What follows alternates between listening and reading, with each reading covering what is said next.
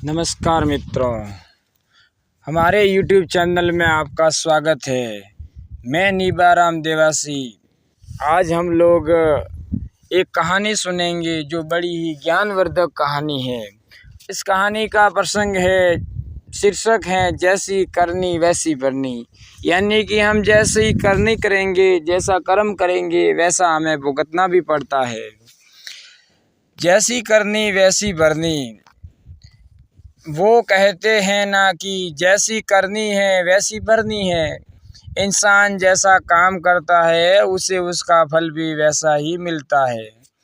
अगर आपने अच्छे कर्म किए होंगे तो आपको अच्छा फल मिलेगा, और आपने बुरे कर्म किए होंगे तो आपको उसका बुरा फल मिलेगा।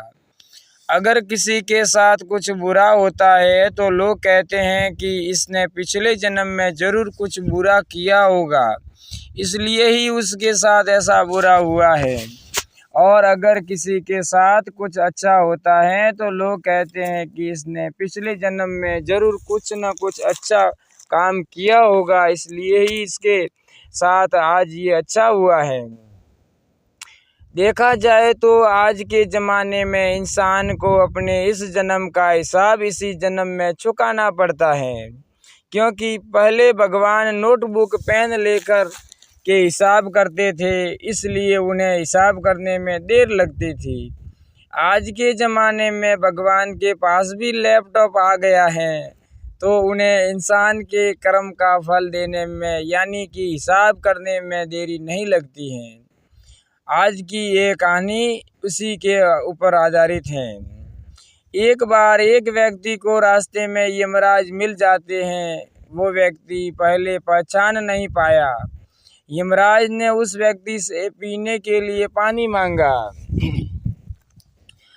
उस व्यक्ति ने बिना कुछ सोचे और बिना एक क्षण भी गंवाए यमराज को पानी पिला दिया। पानी पीने के बाद यमराज ने उस व्यक्ति को बता दिया कि वो उसके प्राण लेने के लिए आए हैं, किंतु उस व्यक्ति ने यमराज की प्यास बुझाई है, इसलिए वो उन्हें अपनी किस्मत बदलने का एक और मौका देना चाहते हैं। इतना बोलने के बाद यमराज ने उस व्यक्ति के हाथ में एक डायरी दे दी और उस व्यक्ति से कहा कि तुम्हारे पास 10 मिनट का समय है। इस डायरी में तुम जो भी लिखोगे वही सच में हो जाएगा, लेकिन ध्यान रखना कि तुम्हारे पास केवल ही 10 मिनट ही हैं।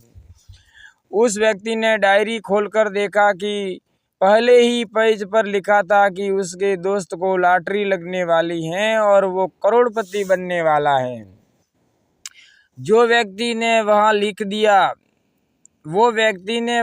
दिया कि उसके दोस्त को लॉटरी न निकले।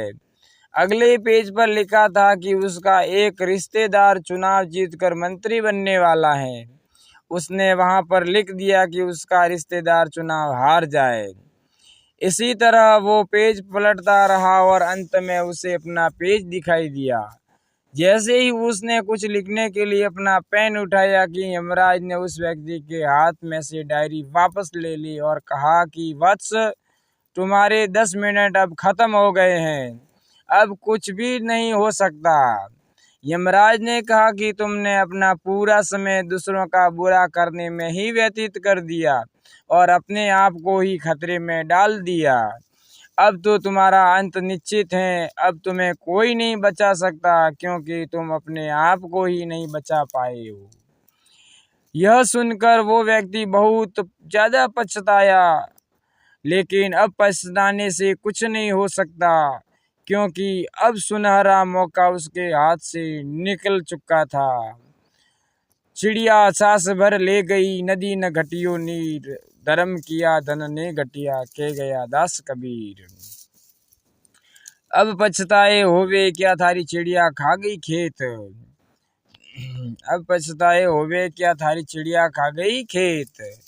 इस कहानी से हमें यह शिक्षा मिलती है कि अगर भगवान ने आपको कोई शक्ति दी है तो कभी किसी का बुरा न सोचे और ना ही किसी का बुरा करे। दूसरों का भला करने वाले सदा सुखी और दूसरों का बुरा करने वाले सदा दुखी रहते हैं। बुरा जो देखन मैं चला, बुला न मिलिया कोई, जब खोजा दिल आपना मुझसे बुरा न कोई। अगर आपको यह कहानी पसंद आई हो तो इस वीडियो को लाइक करना। ऐसे ही शिक्षा की और ज्ञानवर्धक कहानियाँ सुनने के लिए चैनल को सब्सक्राइब करना और आगे से आगे शेयर करना।